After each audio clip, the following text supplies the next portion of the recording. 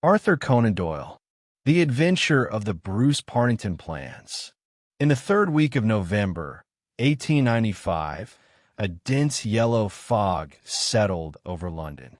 From Monday until Thursday, it was impossible to discern the outlines of the buildings across the street from our windows in Baker Street.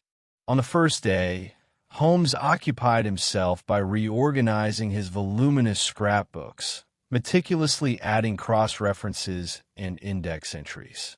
The second and third days were devoted to the music of the Middle Ages, a subject that had recently become his particular hobby. But when the fourth day arrived and we rose from the breakfast table to find the same impenetrable, tawny reek drifting past the windows and settling in oily drops upon the glass, my friend's impatient and active nature could no longer endure such a dismal existence. Fretting at the enforced idleness and struggling to contain his boundless energy, he paced the room, biting his nails and tapping his fingers restlessly upon the furniture. "Is there anything of interest in the papers?" he asked. I knew that by of interest, Holmes meant any occurrence in the world of crime. The journals were filled with reports of a revolution, rumors of war, and an impending change of government, but all of this lay outside my companion's sphere of focus. I found no criminal sensations, nothing beyond the usual, insignificant breaches of the law. Holmes groaned and resumed his agitated wandering. "The London criminal is a dull-witted bungler," he remarked peevishly, like a hunter who has lost his prey. "Look out the window, Watson. See how those dim figures emerge and vanish again into the swirling mists? On a day like this, a thief or a murderer might prowl the city unseen, like a tiger in the jungle, preparing to spring. He would be visible only to his victim, and even then, only at the final moment. There are numerous petty thefts reported, I observed." Holmes gave a snore of contempt. "Upon such a grand and gloomy stage, one expects a deeper drama to unfold," he said. "It is a fortunate thing for Londoners that I am not a criminal." "It is indeed," I replied with feeling. "Imagine that I were any one of the 50 men who have reason to seek my life. How long do you think I would survive if I were fleeing from my own pursuit? A sudden ring at the bell, an invitation to a meeting, and all would be over. It is well that such foggy days do not occur in southern lands, where men kill without a second thought. At last, something that may break this intolerable monotony." The maid had entered with a telegram. Holmes tore open the envelope and broke into a sudden laugh. "Well, look at this. Mycroft is coming. My brother is paying us a visit. And what is so remarkable about that?" "Remarkable? It is as if a tramcar were suddenly to leave its rails and wander off down a country lane. Mycroft moves in a fixed circle. His rooms in Pall Mall, the Diogenes Club, Whitehall, that is his unchanging orbit. He has been here but once before. What catastrophe could have derailed him? Does he offer no explanation?" Holmes handed me the telegram. I read, "Must see you regarding Cadogan West. Coming at once." Mycroft, Cadogan West? I seem to have heard that name before. It means nothing to me. For Mycroft to act in such a manner, it is inconceivable. It would be easier for a planet to leave its path. By the way, Watson, do you truly know who Mycroft is? I had a vague recollection of Holmes telling me something about his brother during the case of the Greek interpreter. You mentioned once, I believe, that he holds some minor government post. Holmes gave a short laugh. "At that time, I did not know you well enough. One must hold one's tongue when matters of state are concerned. Yes, it is true. He is in the service of the British government. And it is equally true that, at times, he is the British government. But Holmes, really, I expected you to be surprised. Mycroft draws 450 pounds a year, remains a subordinate, has not a grain of ambition, declines all titles and honors, and yet he is the most indispensable man in all of England. But how? You see, he has a very special portfolio, and he created it for himself. Never before has there been, and never again will there be, such a position. He has a magnificent, perfectly functioning brain, endowed with a supreme, unheard-of capacity for storing an immense number of facts. The same vast energy which I have devoted to the detection of crime, he has placed at the service of the state. The conclusions of every department are handed to him, and he is the central exchange, the clearinghouse where the balance is struck. Others are specialists in this or that field. His specialty is to know everything. Suppose a minister requires information regarding the Navy, India, Canada, and the problem of bimetallism. By inquiring at the various departments, he may obtain all the necessary facts, but only Mycroft can immediately cast the proper light upon them and establish their interconnectedness. At first, he was regarded as a matter of convenience, a shortcut to the goal. Gradually, he made himself the central figure. In his powerful brain, everything is pigeonholed and can be produced at a moment's notice. More than once, a single word from him has decided a question of national policy. He lives in it. His thoughts are absorbed by nothing else. Only when I occasionally turn to him for advice does he condescend to help me unravel one of my problems, regarding it merely as an exercise for his mind. But what has caused Jupiter to descend from Olympus today? Who is Cadogan West, and what has he to do with Mycroft? I remember, I cried, and began to rummage through the heap of newspapers lying on the sofa. Yes, here it is. Cadogan West is the young man who was found dead on the Underground Line on Tuesday morning. Holmes sat up in his chair, suddenly alert. His hand, holding his pipe, froze in midair before reaching his mouth. There must be something very grave here, Watson. A death which causes my brother to abandon his habits cannot be an ordinary one. But what on earth has Mycroft to do with it? The case, as I recall, seemed quite banal. A young man apparently fell from a train and was killed. There were no signs of robbery, nor any particular reason to suspect foul play. Was that not it?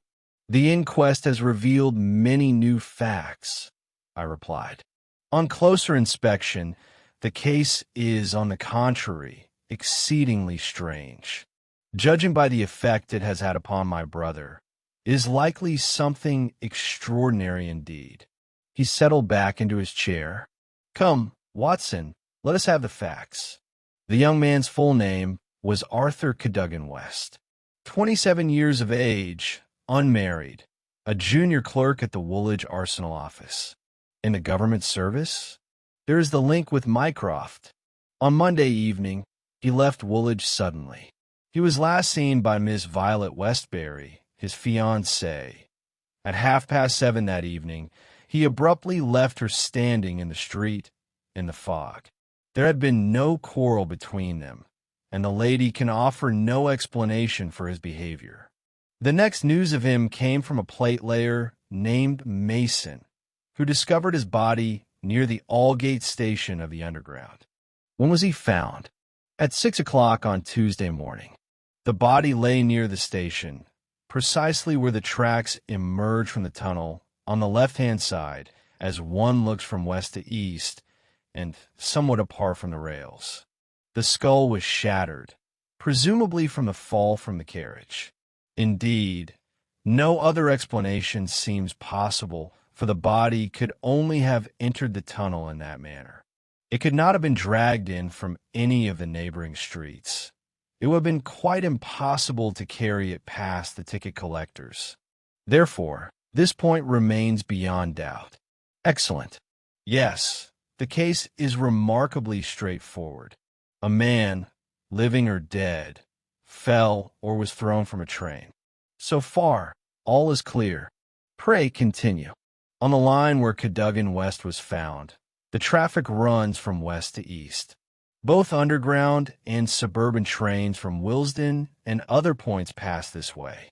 It can be stated with certainty that the young man was traveling on a night train, though exactly where he boarded has not been determined. Could it not be ascertained from his ticket? No ticket was found upon him. Indeed, one moment. That is very strange. My own experience tells me that it is impossible to reach an underground platform without showing a ticket. We must assume, then, that the young man had one, but someone took it, perhaps to conceal the place of departure. Or did he drop it in the carriage? That is also quite plausible. But the very fact of the missing ticket is exceedingly curious. Is robbery as a motive ruled out? Apparently so. The papers have published an inventory of everything found in Cadogan West's pockets. His purse contained £2 15. There was also a checkbook from the Woolwich branch of a large bank. It was by this that the body was identified. Furthermore, he had 2 dress circle tickets for a Woolwich theater for that same Monday evening. And finally, a small packet of documents of technical nature. Holmes gave a cry of satisfaction. At last! Now it is all clear. The British government, Woolwich, technical documents, Mycroft, every link in the chain is present. And here, unless I am mistaken, is Mycroft himself to explain the rest. A moment later, the tall, imposing figure of Mycroft Holmes appeared. Stout, even heavy, he seemed the embodiment of immense potential physical strength, but above that massive frame rose a head with such a magnificent brow of a thinker, such piercing, deep-set eyes of steel gray, such a firmly set mouth, and such a subtle play of expression, that one immediately forgot the clumsy body and felt only the dominant power of his intellect. Behind Mycroft Holmes followed the gaunt, ascetic figure of our old friend Lestrade of Scotland Yard. The grave expression on their faces made it clear that a serious conversation was at hand. The detective shook our hands in silence. Mycroft Holmes divested himself of his overcoat and sank into a chair. "A most unpleasant business, Sherlock," he said. "I detest breaking my habits, but the powers that be would not hear of a refusal. With the present friction in Siam, my absence from the office is most undesirable. But the situation is strained, critical, even. Never have I seen the Prime Minister so distressed, and the Admiralty is buzzing like an overturned beehive. Have you looked into the matter?" We were doing so at this very moment. What were the documents found upon Cadogan West? Ah, that is the heart of the matter. Fortunately, the main facts have not leaked out, or the press would have raised a worldwide clamor. The papers which that unhappy young man had in his pocket are the plans of the Bruce-Partington submarine. This was spoken with such solemnity that we instantly grasped the magnitude of the event. My friend and I waited for him to continue. "You have heard of the Bruce-Partington submarine, of course?" I thought it was known to everyone, only by name. Its military importance cannot be overstated. Of all state secrets, this has been guarded with the most jealous care. You may take my word for it. Within the radius of action of a Bruce-Partington submarine, no naval attack is possible. A staggering sum was paid 2 years ago to secure the monopoly of this invention. Every effort was made to keep it hidden. The plans are exceedingly complex, involving some 30 separate patents, each of which is essential to the overall design. They are kept in a secure safe in a confidential office adjoining the arsenal. The doors and windows are fitted with locks that guarantee protection against any burglar. Under no circumstances was it permitted to remove the documents. Should the chief constructor of the Navy wish to consult them, even he would have to travel to Woolwich. And yet, we find them in the pocket of a dead junior clerk in the heart of the city. From a political standpoint, it is simply appalling. But you have recovered the plans. No, indeed, that is the very point. We have not. 10 papers were taken from the safe. Only 7 were found in Cadogan West pocket. The 3 most essential ones are missing, stolen, vanished. Sherlock, drop everything. Forget your petty police puzzles for a time. You must solve a problem of colossal international significance. For what purpose did West take the documents? Under what circumstances did he die? How did the body reach the spot where it was found? Where are the 3 missing blueprints? How can this evil be undone? Find the answers to these questions, and you will have rendered your country a service of no small importance. Why not investigate it yourself, Mycroft? Holmes asked. Your powers of analysis are equal to my own. Perhaps, Sherlock, but this requires the gathering of a multitude of details. Give me those details, and I will hand you an expert's conclusion without rising from my armchair. To run hither and thither, to cross-examine railway porters, to lie on my face with a magnifying glass. No, that is not for me.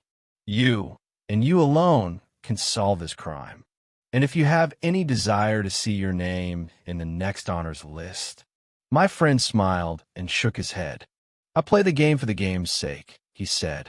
But the matter is indeed not without interest, and I am willing to look into it. Give me more facts, if you please.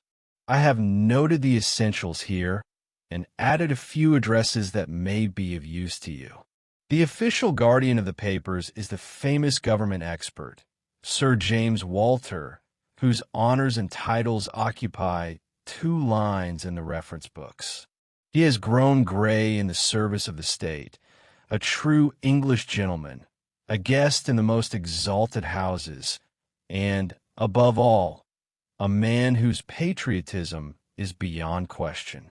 He is one of the only 2 people who hold a key to the safe. I may also tell you that on Monday, throughout the working day, the documents were undoubtedly in their place, and Sir James Walter left for London at about 3 o'clock, taking the key with him. He spent the entire evening at the house of Admiral Sinclair in Berkeley Square. Has this been verified? Yes. His brother, Colonel Valentine Walter, has testified that Sir James did indeed leave Woolwich, and Admiral Sinclair has confirmed that he spent the whole of Monday evening at his residence. Thus, Sir James Walter plays no direct role in the matter. Who holds the second key? The senior clerk and technician, Mr. Sidney Johnson. He is 40 years of age, married, with 5 children. A silent, somber man. His professional record is excellent. He is not particularly well liked by his colleagues, but he is a superb worker. According to Johnson's testimony, corroborated only by his wife, he was at home all Monday evening after office hours, and the key remained in its usual place upon his watch chain. Tell us about Cadogan West. He had been in our service for 10 years and did his work admirably. He had a reputation for being hot-headed and impulsive, but straightforward and honest.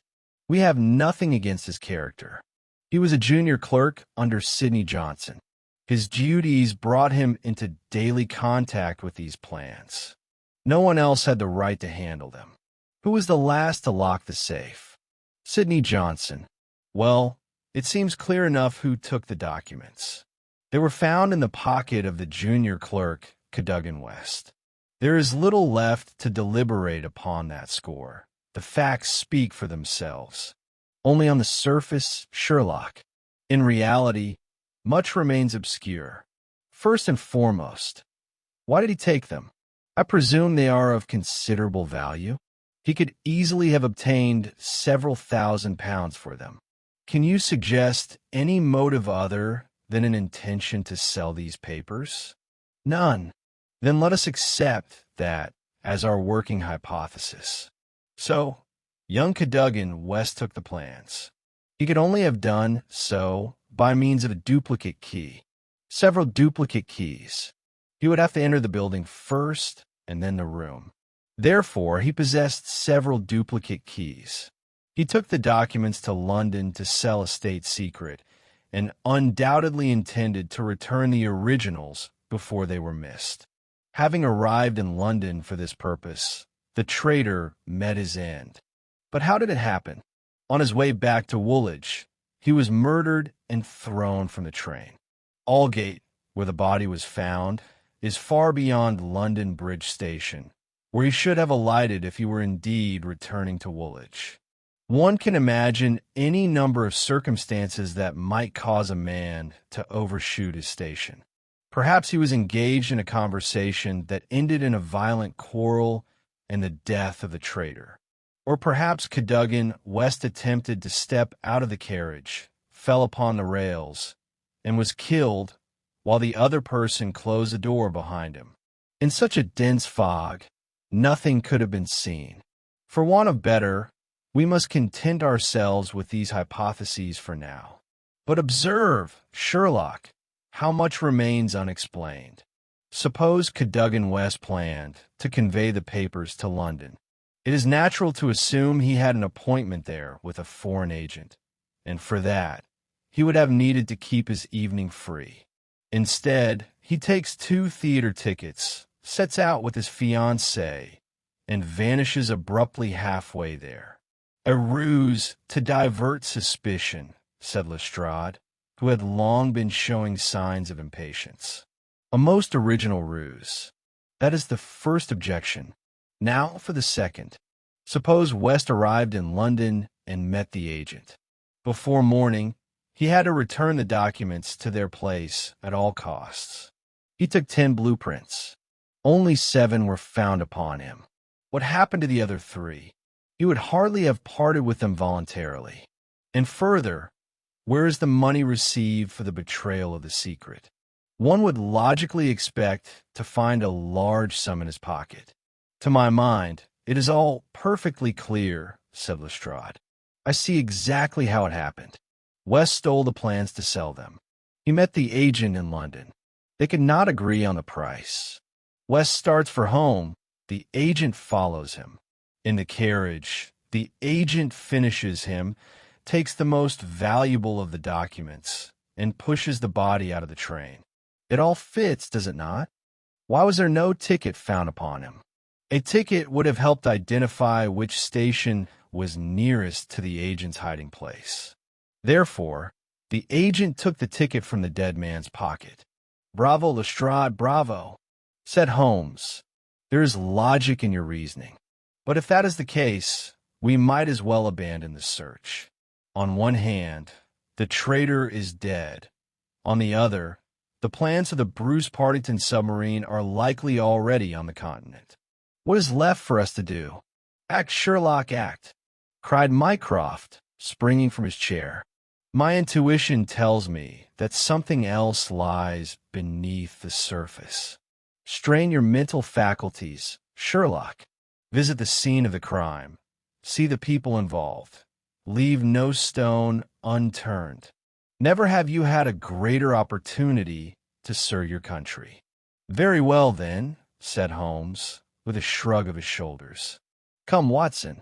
And you, Lestrade, be so good as to favor us with your company for an hour or 2. We shall begin at Aldgate Station. Good day to you, Mycroft. I expect you shall have a report on our progress by evening, though I warn you beforehand. Do not expect too much. An hour later, the 3 of us, Holmes, Lestrade, and I, stood in the underground at the exact spot where the train emerges from the tunnel as it approaches the station. The red-faced and very obliging elderly gentleman who accompanied us represented the railway company. The young man's body lay right here, he told us, pointing to a spot about 3 feet from the rails. He could not have fallen from above. As you see, the walls are solid. Therefore, he fell from a train, and by all accounts, it was the one that passed here around midnight on Monday. Were there no signs of a struggle or violence found in any of the carriages? None. And no ticket was found either.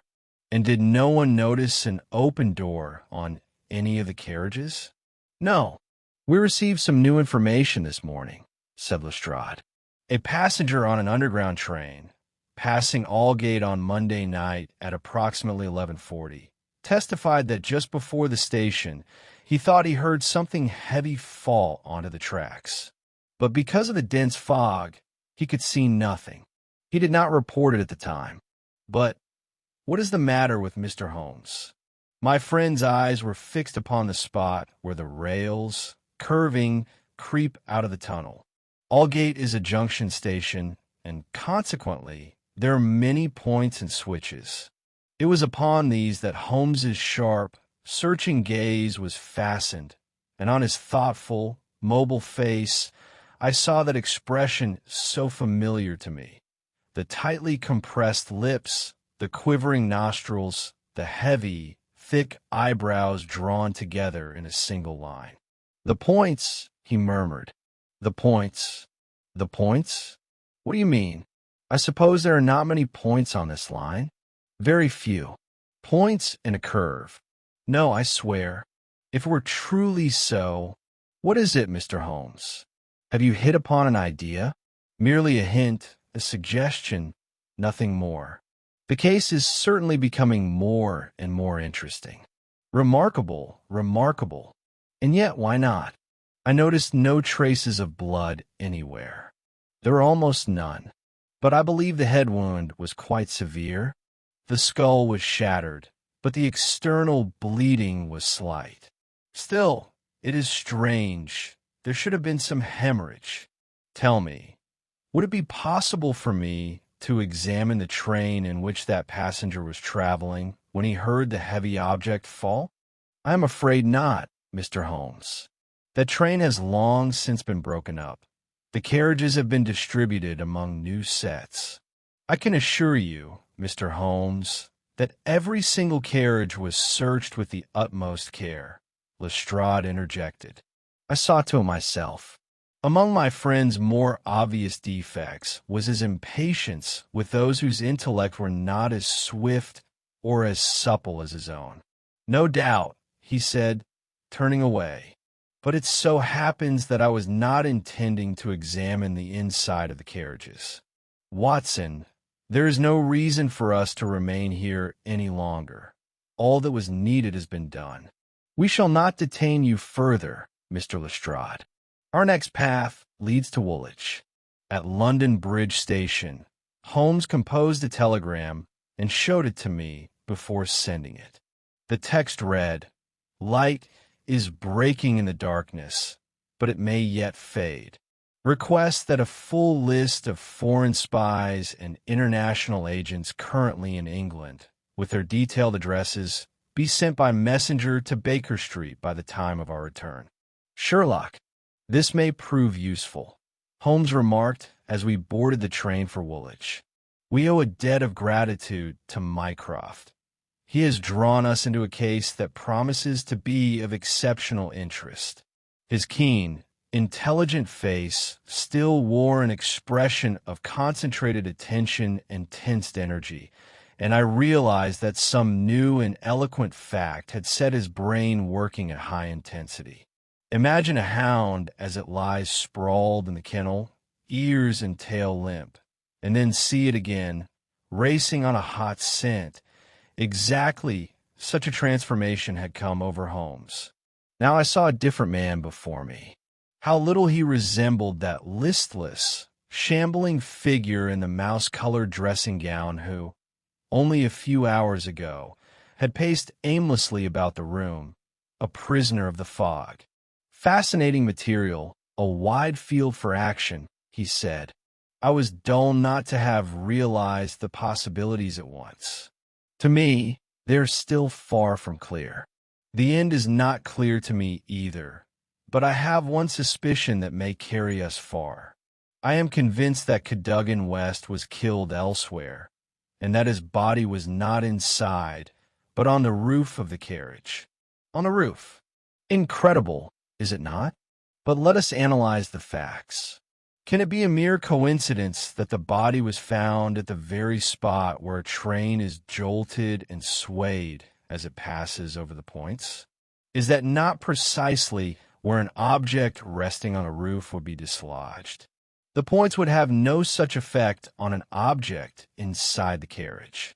Either the body truly fell from above, or we are faced with an extraordinary coincidence. Now consider the absence of blood. Naturally, there would be none on the tracks if the murder were committed elsewhere. Each of these facts supports my suspicion, and taken together, they form a compelling body of evidence. And the ticket, too, I exclaimed. Exactly. We cannot explain it. My hypothesis provides the answer. Everything fits. Granting that, we are still far from unraveling the mysterious circumstances of West's death. I should say the case has not become simpler, is more entangled than ever. Perhaps, Holmes said thoughtfully, perhaps. He fell silent and sat immersed in his thoughts until the train finally crawled into Woolwich Station. We hailed a cab, and Holmes drew from his pocket the slip of paper Mycroft had left him. "We have a series of visits to make," he said. "I believe Sir James Walter claims our first attention. The house of the famous statesman proved to be a magnificent villa, its green lawns stretching down to the Thames. The fog had begun to lift, and a thin, watery light was breaking through. In answer to our ring, a butler appeared. "Sir James?" the man repeated, and his face assumed an expression of solemn gravity. "Sir James died this morning, sir." "Good heavens!" Holmes cried in amazement. "How? What was the cause of death? Perhaps, sir, you would be so good as to step inside and see his brother, Colonel Valentine?" "Yes, you are right. We shall do so." We were shown into a dimly lit drawing room, and a moment later, a very tall, handsome man of about 50, with a fair beard, entered, the younger brother of the late Sir James. The confusion in his eyes, his tear-stained cheeks, and his disheveled hair all spoke of the blow that had fallen upon the family. As he told us how it had happened, the colonel found it difficult to articulate his words. "It was all due to this terrible scandal," he said. "My brother was a man of the highest honor. He could not survive such a disgrace. It shattered him. He had always taken pride in the impeccable order of his department, and then this sudden blow. We had hoped to obtain from him some explanations which might assist in unraveling the case. I assure you, what occurred was as incomprehensible to him as it is to you and to everyone else. He had already stated to the police everything within his knowledge. Naturally, he had no doubt as to the guilt of Cadogan West, but all the rest remains an utter mystery. And you, personally, have you nothing further to add? I know only what I have heard from others and read in the newspapers. I would not wish to appear ungracious, Mr. Holmes, but you must understand that we are in great grief, and I must ask you to bring this conversation to a close."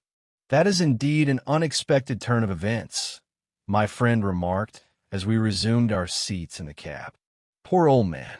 How did he die? I wonder, of natural causes, or did he take his own life?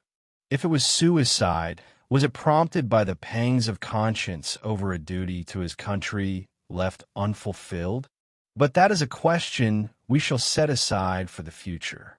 Now, let us turn our attention to Cadogan West. The orphan mother lived on the outskirts in a small, meticulously kept house. The old lady was completely overcome by grief and could be of no help to us, but by her side was a young woman with a very pale face. She introduced herself as Miss Violet Westbury, the late man's fiancée and the last person to see him on that fatal evening. "I understand nothing, Mr. Holmes," she said. "Since the news of the tragedy reached me, I have not closed my eyes. Day and night I think and think, searching for the truth. Arthur was a noble man, straightforward, devoted to his work, a true patriot. He would sooner have cut off his right hand than sell a state secret entrusted to him. To anyone who knew him, the very thought is inadmissible, absurd. But the facts, Miss Westbury—" Yes, I cannot explain them, I admit.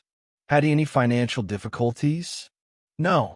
His needs were very modest, and his salary was ample. He had savings, several £100, and we would be married in the new year. Did you notice if he was agitated or nervous? I beg you, Miss Westbury, be absolutely frank with us. My friend's quick, I caught a change in the girl. She hesitated, and a flush rose to her cheeks. Yes, it seemed to me that something was troubling him. And how long had this been going on? For about a week. He would sometimes fall into a reverie, and he looked anxious. Once I pressed him, asking if anything was wrong. He admitted he was worried and that it concerned official matters. "The situation is such that I cannot tell even you about it," he replied. I could get nothing more from him. Holmes's face became very grave. "Continue, Miss Westbury. Even if your testimony seems to weigh against him at first, speak only the truth. One never knows beforehand where it may lead. Believe me, I have nothing more to tell.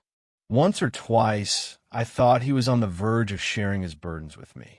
One evening the conversation turned to the extraordinary importance of the documents kept in the safe, and I remember him adding that, naturally, foreign spies would give a great deal for such a military secret. Holmes's face became even graver, and he said nothing more. He only remarked that we were somewhat careless with the storage of military documents, and that it would not be difficult for a traitor to get hold of them. Had he only recently begun to speak on such subjects? Yes, only in the last few days. Tell us what happened that evening. We were going to the theater.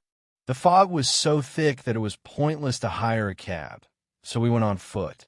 Our way took us near the arsenal. Suddenly, Arthur dashed away from me and vanished into the fog. Without saying a word, he only shouted something, that was all. I stood and waited, but he did not reappear. Then I went home. The next morning, people from the department came here to inquire about him. Around 12 o'clock, the terrible news reached us. Mr. Holmes, I implore you, if it is within your power, save his good name. He valued it so highly. Holmes shook his head sadly. Well, Watson, it is time for us to move on, he said. Now we shall go to the place from which the documents were stolen. From the very beginning, there were many clues against the young man. After the inquiries, there are even more, he remarked as the cab started. An impending marriage is a sufficient motive for a crime. Cadogan West naturally needed money. The thought of stealing the plans had entered his head since he spoke of it to his fiancée. He nearly made her an accomplice. He had been on the point of sharing his plan with her. A wretched business. But listen, Holmes, does a man's reputation count for nothing? And besides, why leave his fiancée alone in the street and rush headlong to steal documents? You reason soundly, Watson. That is a very significant objection, but it will be very difficult to disprove the accusation. Mr. Sidney Johnson received us with the respect that my companion's visiting card never failed to inspire. The senior clerk was a thin, somber, middle-aged man in spectacles. He looked haggard from the shock he had undergone, and his hands trembled. A most unpleasant business, Mr. Holmes, most unpleasant. Have you heard of the chief's death? We have just come from his house. Everything here is in such confusion. The head of the department is dead, Cadogan West is dead, and the papers are stolen. Yet on Monday evening, when we locked up the premises, everything was in order, a department like any other. My God, it is terrible to think of. That West, of all people, should have done such a thing. You're convinced of his guilt, then? There is no one else to suspect. And I trusted him as I trust myself. At what hour was the office locked on Monday? At 5 o'clock. Where are the documents kept? In that safe over there. I placed them there myself. Is there no watchman at the building? There is a watchman, but he does not guard our department alone. He is an old soldier, a man of absolute reliability. He saw nothing. It is true, there was a terrible fog that evening, incredibly thick. Suppose Cadogan West had intended to enter the premises outside of office hours. He would have required 3 keys to reach the papers, would he not? Precisely so. The key to the outer door, the key to the office, and the key to the safe. And these keys were held only by you and Sir James Walter? I have no keys to the premises, only to the safe. Was Sir James a man of methodical habits? I believe so. I only know that he carried all 3 keys on a single ring. I have often seen them with him. And he took this ring of keys with him when he went to London? He said they were always upon his person.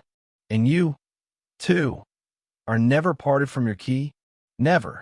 Then West, if he truly is the culprit, must have made duplicates. Yet no keys were found upon him. One more question. If any member of the staff working in this office had intended to sell a state secret, would it not have been easier to copy the plans than to steal the originals, as was done? To copy them properly would require great technical knowledge. Those skills, obviously, were possessed by Sir James, by Cadogan West, and they're possessed by you as well. Certainly, but I beg you not to involve me in this business, Mr. Holmes. And why speculate on how it might have happened when it is a known fact that the plans were found in West's pocket?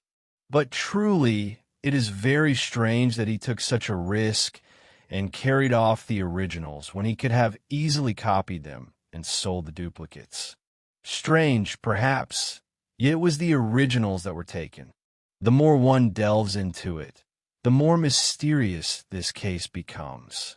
The 3 missing documents have still not been found. As I understand it, they are the essential ones? Yes. Does this mean that whoever holds those 3 blueprints could build a Bruce-Partington submarine without the other 7? That is precisely what I reported to the Admiralty. However, I looked over the plans again today and began to doubt. One of the return documents contains the designs for the valves and automatic regulators. Until they abroad invent those for themselves, they cannot build the Bruce-Partington. Still, such an obstacle would not be difficult to overcome. So, the 3 missing papers are the most vital? Undoubtedly. If you do not mind, I shall perform a brief inspection of the premises. I have no further questions for you. Holmes examined the lock of the safe, paced the room, and finally checked the iron shutters on the windows. It was only when we reached the lawn in front of the building that his interest revived. A laurel bush grew beneath the window. Some of its branches were bent, others broken. Holmes examined them minutely with his magnifying glass and inspected the faint traces on the ground. Finally, having asked the senior clerk to close the iron shutters, he pointed out to me that the leaves did not quite meet in the center, and one could see from the street what was happening inside. The tracks, of course, have nearly vanished and lost their value due to 3 days of delay. They may mean something, or they may mean nothing at all. Well, Watson, I think we're done with Woolwich for now. Our catch here is small. Let us see if we can fare better in London. And yet, we caught one more thing in our nets before leaving Woolwich. The booking clerk at the station stated without hesitation that he had seen Cadogan West, whom he knew by sight, on Monday evening. The young man had taken a third-class ticket for the 8:15 train to London Bridge. West was alone, and the clerk was struck by his extremely nervous and agitated state. He was so shaken that he could not collect his change, and the clerk had to assist him. Checking the timetable, we confirmed that the 8:15 was the very first train West could have taken to London after leaving his fiancée at 7:30. "Let us try to reconstruct the events," Holmes said to me after about 30 minutes of silence. "Truly, we have never encountered a case so difficult. At every step, we strike a new snag, and yet we have moved forward perceptibly. The results of the inquiry at Woolwich speak mostly against West, but something noticed beneath the office window allows for a more favorable hypothesis. Suppose he was approached by a foreign agent. The man might have bound West by such oaths that he was forced to remain silent. But the thought preoccupied him, as indicated by those fragmentary remarks and hints his fiancée mentioned. Very well. Suppose further that while they were walking to the theater, he glimpsed that very agent through the fog, heading toward the arsenal. West was an impulsive young man. He acted without reflection. When his civic duty was at stake, everything else lost its meaning. He followed the agent, stood beneath the window, saw the thief stealing the documents, and dashed after him in pursuit. Thus, the question of why originals were taken instead of copies is resolved. For an outsider, copying was impossible. You see, it seems logical. And what then? There, a difficulty arises at once. One would think that the first thing the young man would do would be to seize the scoundrel and raise an alarm. Why did he act otherwise? Perhaps the thief was someone of higher standing, his own superior? In that case, West's behavior is understandable. Or perhaps the thief managed to slip away in the fog, and West immediately dashed to his house in London to intervene, assuming West knew the address. In any event, only something of supreme importance, requiring an immediate decision, could have forced him to leave his fiancée alone in the street and fail to give word of himself later. From that point, the trail vanishes, and until the moment West's body, with 7 blueprints in his pocket, appeared on the roof of the carriage, there is a void of uncertainty. Let us now begin our search from the other end.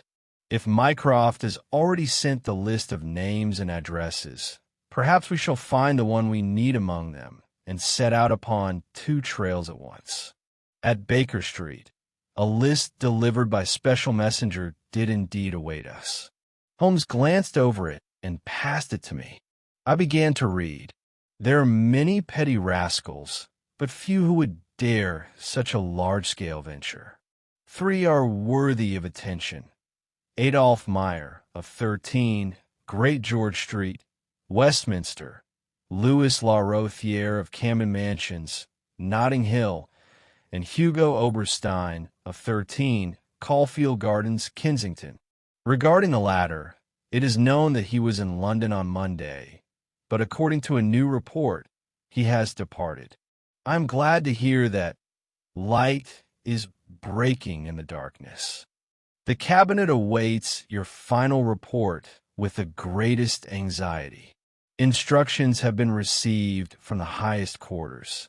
If needed, the entire police force of England is at your service. Mycroft, I fear that all the king's horses and all the king's men will not be able to help me in this matter, Holmes said with a smile. He opened his large map of London and bent over it with keen interest. He exclaimed with satisfaction a moment later. It seems luck is beginning to favor us. You know, Watson, I am beginning to think we shall master this business after all. In a sudden burst of high spirits, he slapped me on the shoulder. I am going out now merely on a scouting expedition. I shall undertake nothing serious without my faithful companion and biographer by my side. Stay here, and it is quite likely we shall meet again in an hour or 2. If you grow bored, Here's a stack of paper and a pen.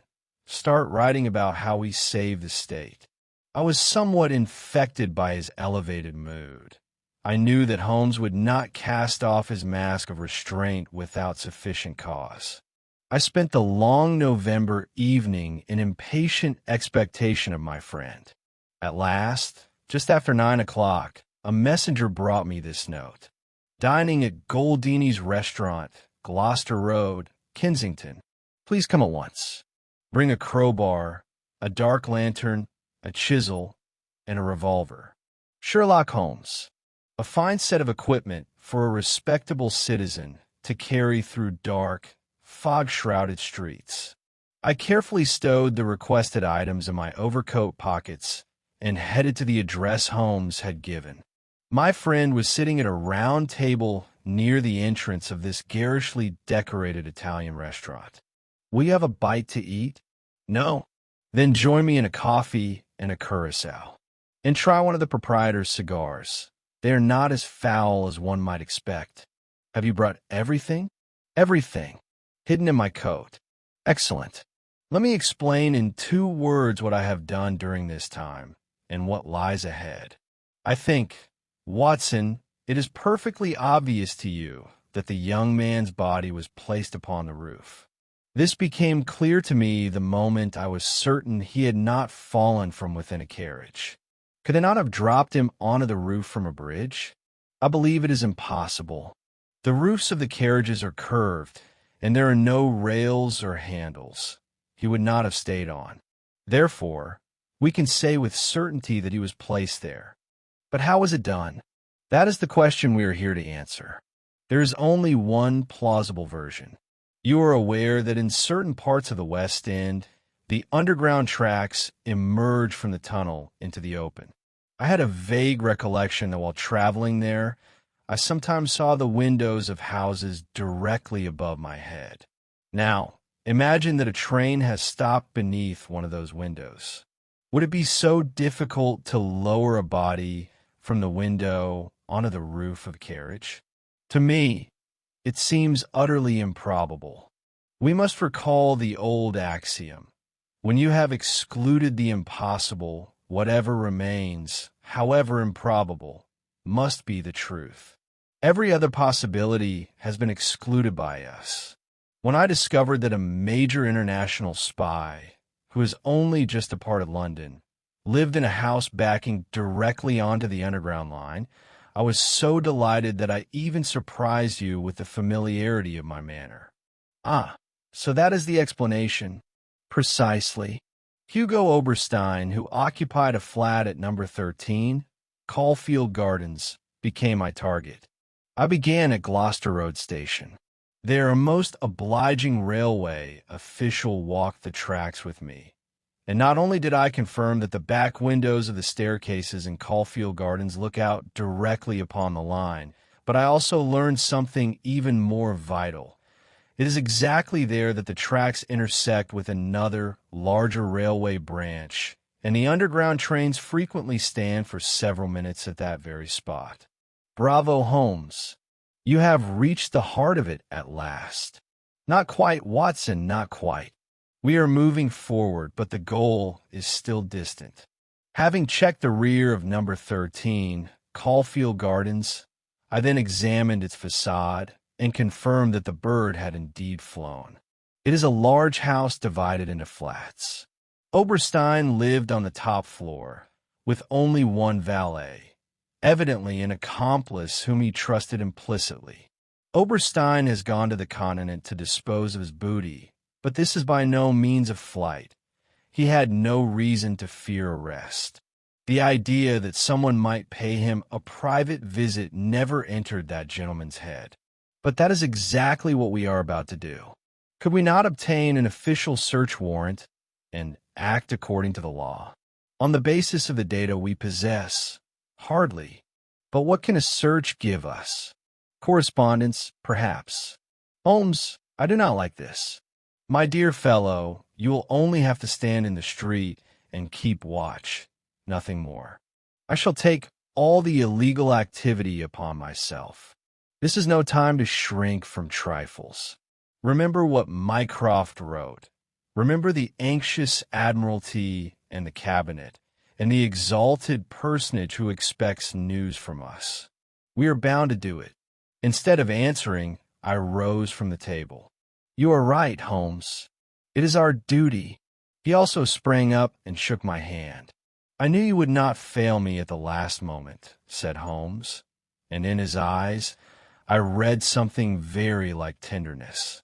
In the next instant, he was himself again, confident, sober, and commanding. It is about half a mile, but there is no need to hurry. Let us walk, he continued. Do not lose your equipment, I beg you.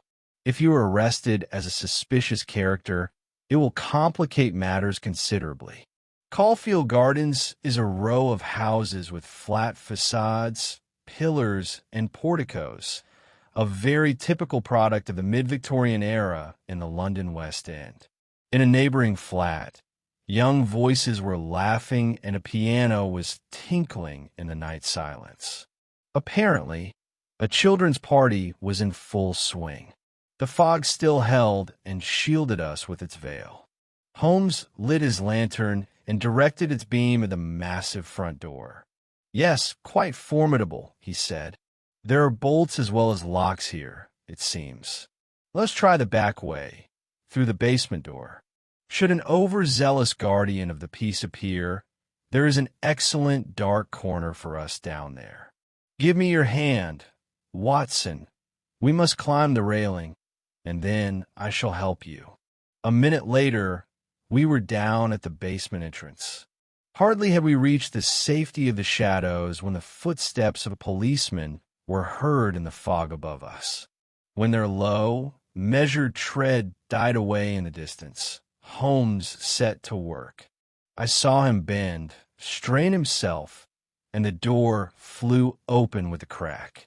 We slipped into a dark corridor, closing the door behind us. Holmes led the way up the bare steps of a winding staircase. The yellow fan of light from his lantern fell upon a low window on the landing. Here it is. This must be the very place.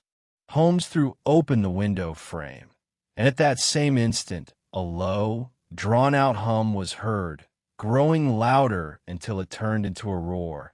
A train thundered past the house in the darkness. Holmes swept the beam of his lantern across the windowsill. It was covered in a thick layer of soot from the engine funnels.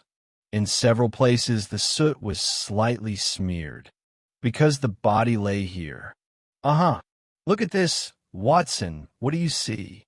Bloodstains, of course. He pointed to dark, murky spots along the bottom of the frame. I noticed them on the staircase steps as well. The picture is clear. Let us wait until a train stops here. We did not have to wait long. The next train, emerging from the tunnel with a similar roar, gradually slowed its pace and, with screeching brakes, came to a halt directly beneath the window. From the windowsill to the roof of the carriage, it was no more than 4 feet. Holmes quietly closed the window. Everything is being confirmed, he remarked. Well, Watson, what do you say? Brilliant. You have outdone yourself. There I must disagree with you. It required only the realization that the body was on the roof of the carriage. That was no such God-given, brilliant deduction, but everything else followed inevitably from that fact. If serious state interests were not at stake, this whole story, as far as we know it, would not be particularly significant. Our difficulties, Watson, still lie ahead. But who knows? Perhaps we shall find some new clues here. We ascended the back stairs and found ourselves in the second-floor flat. The sparsely furnished dining room held nothing of interest for us. We found nothing in the bedroom, either. The third room promised more, and my friend began a systematic search. The room evidently served as a study. Books and papers lay scattered everywhere. Swiftly and deftly, Holmes emptied the contents of the desk drawers and bookshelves, one by one, but his stern face did not light up with the joy of success. An hour passed, and still there was no result. "A cunning fox. He has covered all his tracks," said Holmes. "No evidence. Any compromising correspondence has been either taken away or destroyed. Here is our last chance." He took a small metal box from the desk and forced it open with a chisel. Inside lay several rolled-up slips of paper covered in figures and calculations, but their meaning was impossible to guess. Only the repeated words, water pressure and pressure per square inch, suggested that all of this had something to do with the submarine. Holmes impatiently tossed the slips aside. There remained only an envelope with some newspaper clippings. Holmes spread them out on the table, and from the light in his eyes, I knew that hope had appeared. "What is this, Watson?" "Newspaper advertisements, and judging by the font and paper from the Daily Telegraph from the top corner of the right-hand column. No dates are given, but this one appears to be the first. Hope to hear sooner. Terms accepted. Write in detail to the address given on the card. Pierrot." And here is the second. Too complex for description. Must have complete report. Payment on delivery of goods. Pierrot. And the third. Hurry up. Offer withdrawn unless contract conditions are met. State date of meeting in letter. Will confirm via advertisement. Pierrot. And finally the last. Monday evening after 9. Knock twice. We shall be alone. Cast aside suspicion. Payment in cash on delivery of goods. Pierrot. Everything is here. A fully exhaustive account of the negotiations. Now, if only we could get to the one to whom these were addressed. Holmes sat in deep thought, tapping his finger on the table. Suddenly, he sprang to his feet. "Ah, perhaps it is not so difficult. There is nothing more for us to do here, Watson. We shall head to the offices of the Daily Telegraph, and with that, we shall conclude our fruitful day." Mycroft Holmes and Lestrade, as had been agreed, arrived the following morning after breakfast, and Holmes recounted to them our adventures of the previous evening. The police detective shook his head as he listened to the confession of burglary. "We are not supposed to do such things at Scotland Yard, Mr. Holmes," he said. "It is no wonder you achieve what we cannot. But one fine day, you and your friend will go too far, and then you will not escape trouble. To perish for England, home, and beauty. Watson, martyrs laying our heads upon the altar of our country. But what say you, Mycroft? Excellent, Sherlock. Magnificent. But what does it give us?" Holmes took up the fresh copy of the Daily Telegraph lying upon the table. "Have you seen the message from Pierrot today?" "What? Another?" "Yes. Here it is tonight. Same place, same hour. Knock twice. Matter of supreme importance. Your own safety is at stake. Pierrot." "By Jove," cried Lestrade. "If he answers that, we've got him. It was for that very purpose that I inserted the message. If it is not too much trouble for you both to come with us to Caulfield Gardens at 8 o'clock, we shall draw near to the solution of our problem." One of Sherlock Holmes's remarkable traits was his ability to rest his mind and switch to lighter subjects when he felt he could not pursue his work with profit. And that entire memorable day, he devoted himself heart and soul to his projected monograph, The Polyphonic Motets of Lassus. I did not possess that happy faculty of detachment, and the day dragged on endlessly for me. The immense national importance of the outcome of our investigation, the tense expectation in the highest government circles, the impending dangerous experiment, all contributed to my nervousness. I felt a sense of relief when, after a light dinner, we finally set out for Caulfield Gardens. Lestrade and Mycroft, as arranged, met us near Gloucester Road Station. The basement door of the house where Oberstein had lived remained open from the previous night, But as Mycroft Holmes flatly refused to climb over the railing, I had to go ahead and open the front door. By 9 o'clock, all four of us were seated in the study, patiently awaiting the person we sought. An hour passed, then another. When 11 o'clock struck, the chime from the church tower sounded to us like a funeral knell for our hopes. Lestrade and Mycroft fidgeted in their chairs and looked at their watches every minute. Sherlock Holmes sat quietly, his eyelids half closed, but inwardly alert. Suddenly, he threw back his head. "He is coming," he whispered. Someone passed the door with a cautious step. The footsteps receded and then approached again. There was a shuffling of feet, and the doorknocker struck twice. Holmes rose, motioning for us to stay where we were. The gas jet in the hall gave almost no light. Holmes opened the front door, and as a dark figure slipped past, he turned the key in the lock. "This way, please." We heard his voice, and in the next instant, the man we had been waiting for stood before us. Holmes followed at his heels, and when the newcomer, with a cry of surprise and alarm, attempted to shrink back, my friend seized him by the collar and thrust him back into the room. Before our prisoner could regain his balance, the door to the room was locked, and Holmes stood with his back against it. The trapped man glanced around the room in terror, staggered, and fell in a dead faint. As he fell, his broad-brimmed hat tumbled from his head.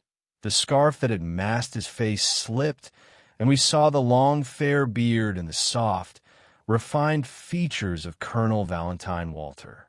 Holmes gave a whistle of astonishment. "Watson," said he, "this time you may write in your story that I am a complete ass. It is quite a different bird from the one for which I set my snares." "Who is it?" Mycroft asked sharply. "The younger brother of the late Sir James Walter, the head of the submarine department." Yes, I see now how the cards have fallen. The colonel is coming too. Pray leave the questioning of this gentleman to me." "What does this mean?" he stammered. "I came to see Mr. Oberstein." "Everything is discovered, Colonel Walter," said Holmes. "How an English gentleman could act in such a manner is something I cannot fathom. But we know all about your correspondence and your dealings with Oberstein.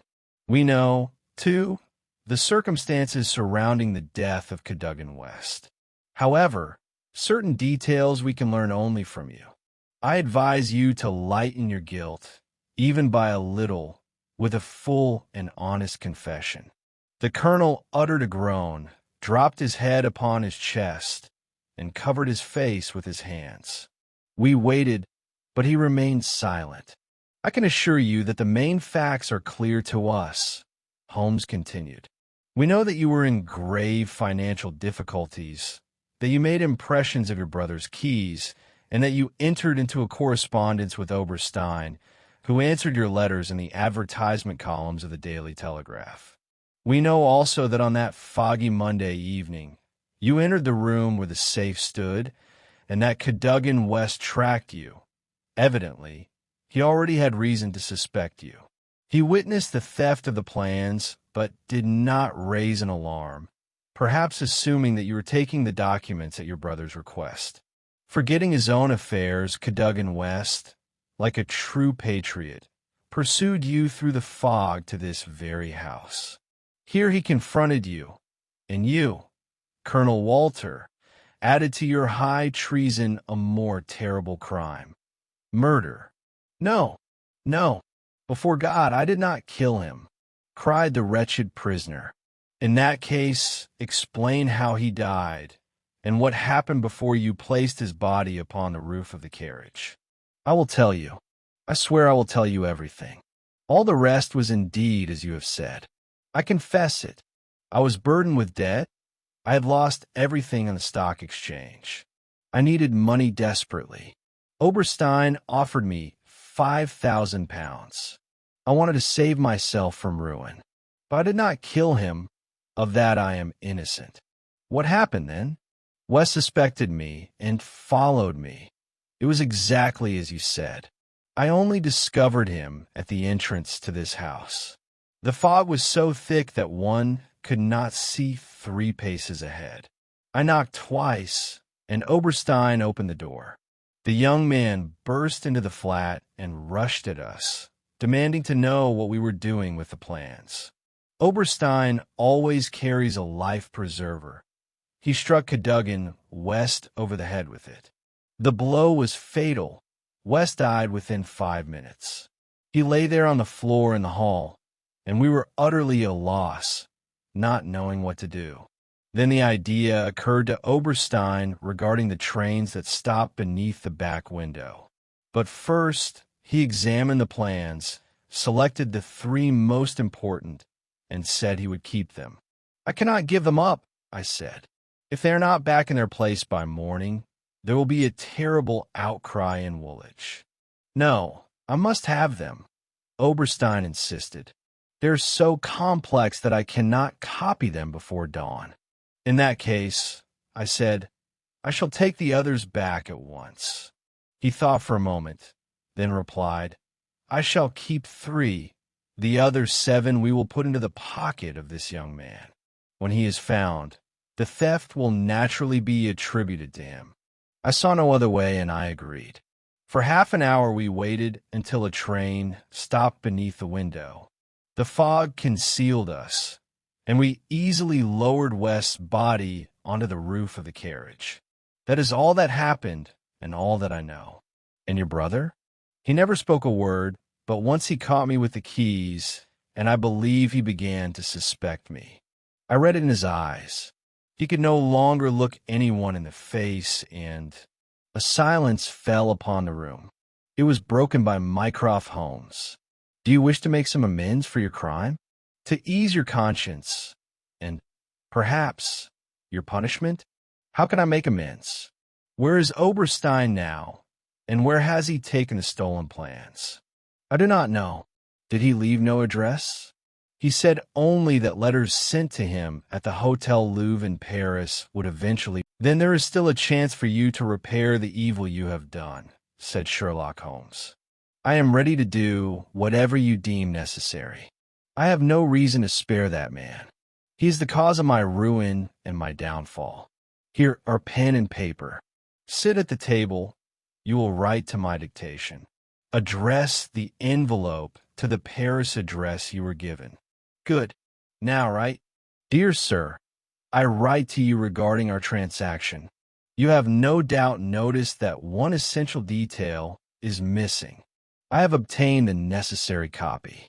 It has cost me much extra trouble and effort, and I expect an additional reward of £500.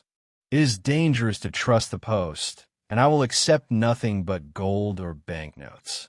I could come to you abroad, but I fear drawing suspicion upon myself if I leave England just now.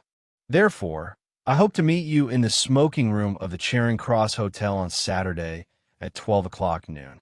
I repeat, I will agree only to English banknotes or gold." "That is excellent," said Holmes. "I should be very much surprised if he does not respond to such a letter." And respond he did.